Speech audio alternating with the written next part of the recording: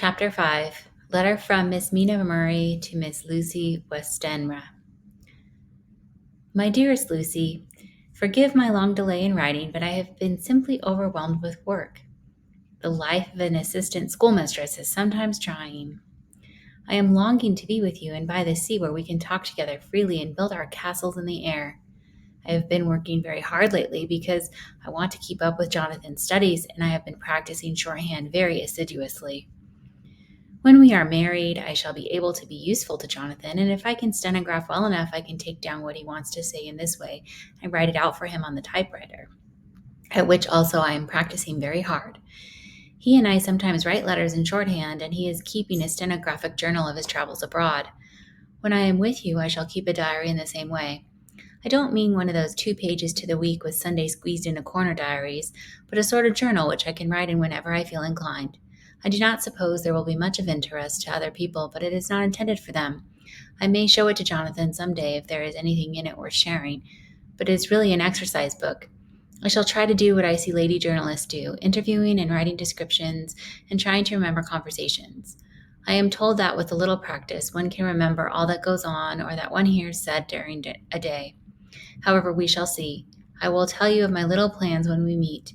I have just had a few hurried lines from Jonathan from Transylvania. He is well and will be returning in about a week.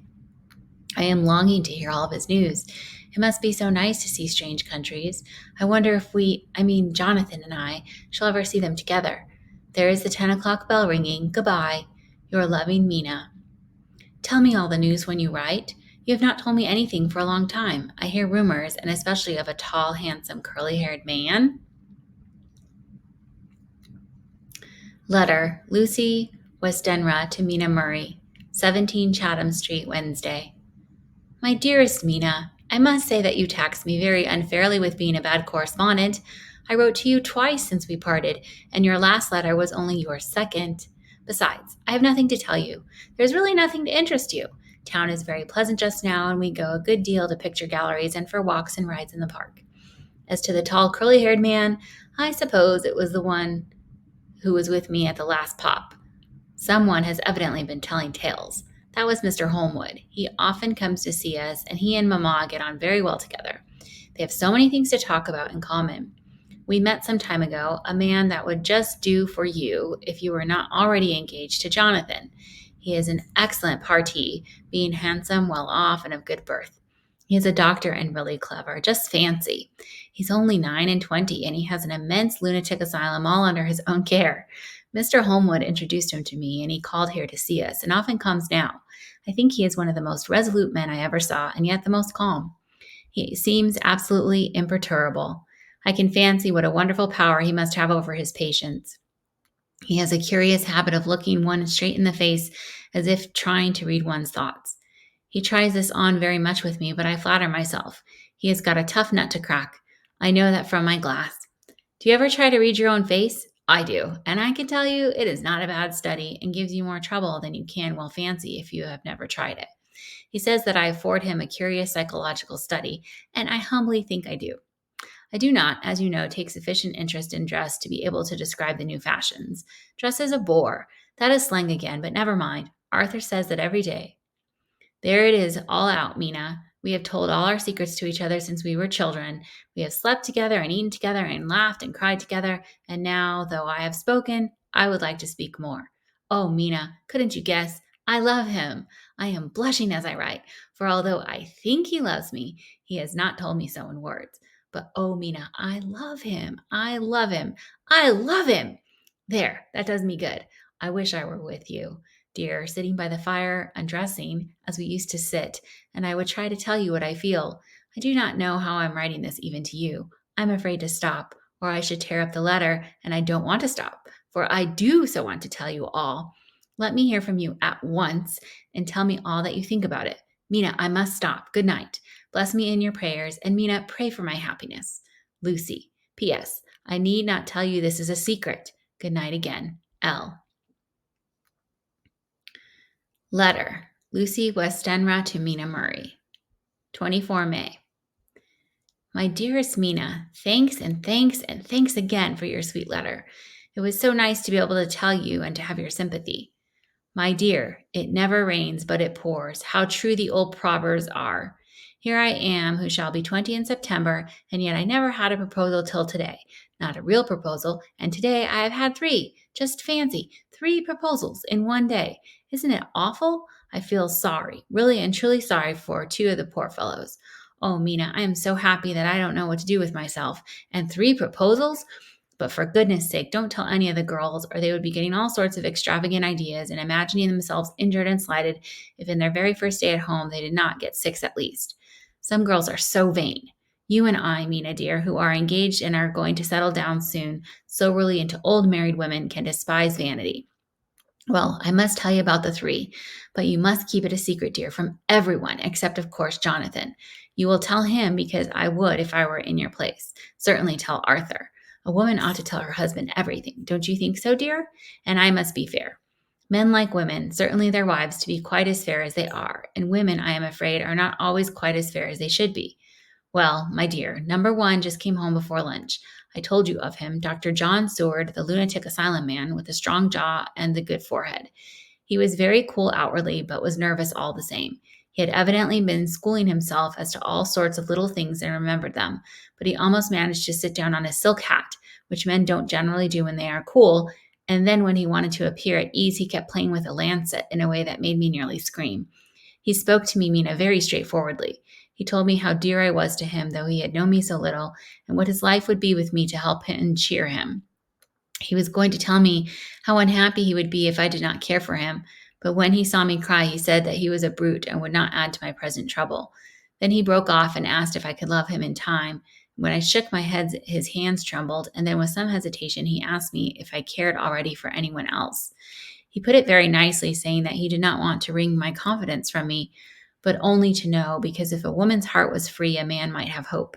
And then, Mina, I felt a sort of duty to tell him that there was someone. I only told him that much, and then he stood up and he looked very strong and very grave as he took both my hands in his and said he hoped I would be happy, and that if I ever wanted a friend, I must count him one of my best. Oh, Mina dear, I can't help crying. You must excuse this letter being all blotted. Being proposed to is all very nice and all that sort of thing, but it isn't at all a happy thing when you have to see a poor fellow whom you know loves you honestly going away and looking all broken-hearted, and to know that, no matter what he may say at the moment, you are passing quite out of his life. My dear, I must stop here at present. I feel so miserable, though I am so happy. Evening. Arthur has just gone, and I feel in better spirits than when I left off, so I can go on telling you about the day. Well, my dear, number two came after lunch. He is such a nice fellow, an American from Texas, and he looks so young and so fresh that it seems almost impossible that he has been to so many places and has had such adventures. I sympathize with poor Desdemona when she had such a dangerous stream poured in her ear. I suppose that we women are such cowards that we think a man will save us from fears, and we marry him.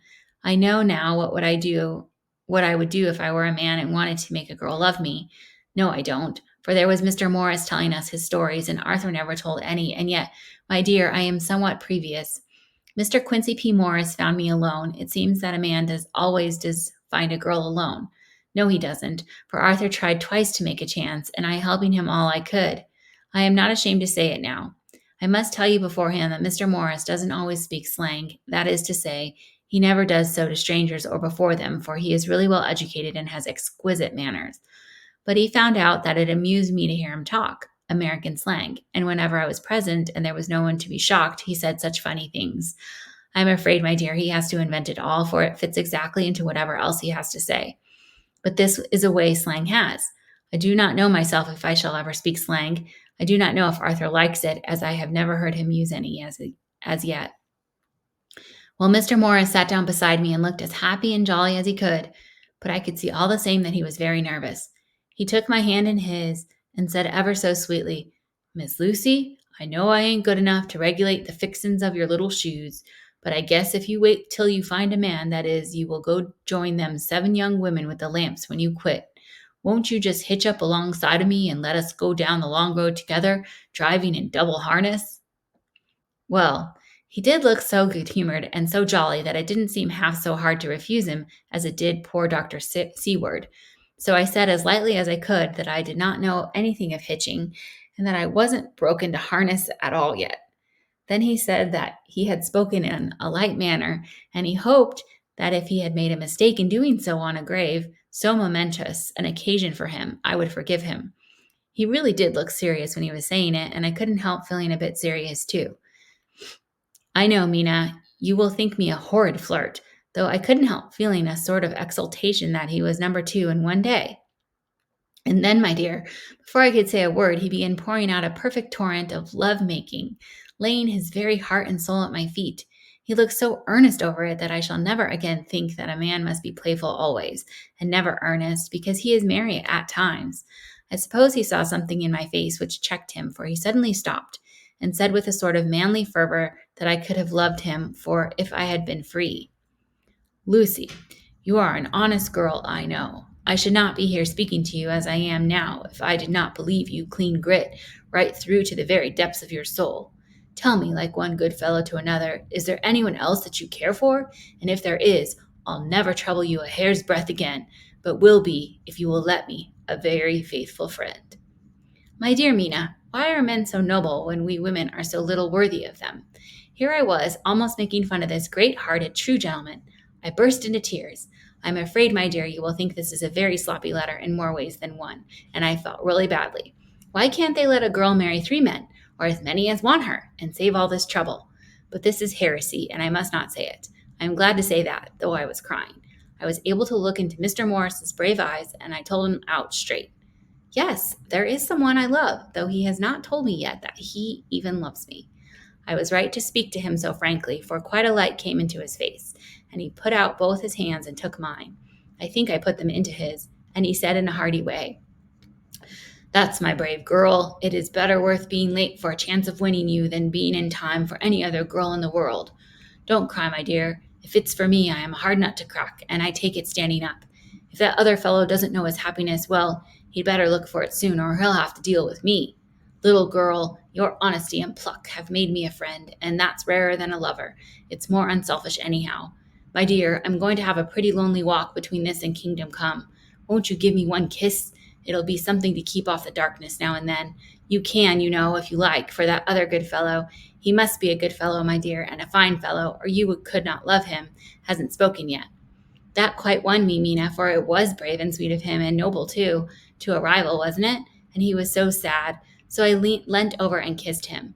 He stood up with my 2 hands in his, and as he looked down into my face, I am afraid I was blushing very much. He said, Little girl, I hold your hand, and you've kissed me, and if these things don't make us friends, nothing ever will. Thank you for your sweet honesty to me, and goodbye. He wrung my hand, and taking up his hat, went straight out of the room without looking back, without a tear or quiver or a pause, and I am crying like a baby.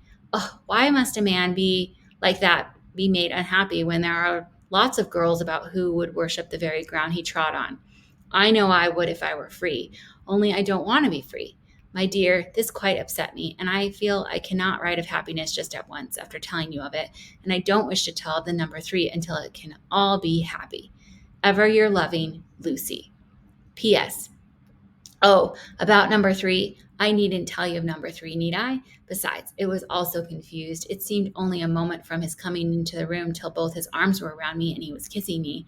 I am very, very happy, and I don't know what I have done to deserve it. I must only try in the future to show that I am not ungrateful to God for all his goodness to me in sending to me such a lover, such a husband, and such a friend. Goodbye.